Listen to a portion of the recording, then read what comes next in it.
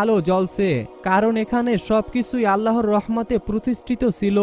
মক্কার এমন পরিস্থিতি দেখে রোকানা তার ছেলেকে বলল, বাবা ইয়াজিদ, আমার মনে হয় এখানে বিশেষ কিছু আছে, কেননা আমি নিজের মধ্যে কেমন জানি অন্যরকম শান্তি অনুভব করছি এবং এখানকার মানুষ কেমন জানি নূরে আলোয় আলোকিত হয়ে আছে, যা আমি আগে কখনোই দেখিনি।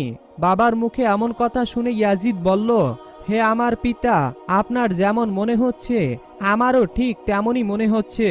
আমিও নিজের মধ্যে কেমন জানি এক অন্যরকম শান্তি অনুভব করছি এবং এত সুন্দর শান্তির পরিবেশ আমি এর আগে কখনোই দেখিনি।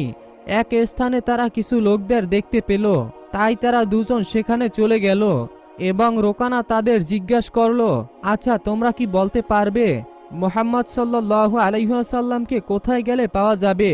তখন সেই লোকেরা বলল, আপনারা কারা এবং কোথা থেকে এসেছেন?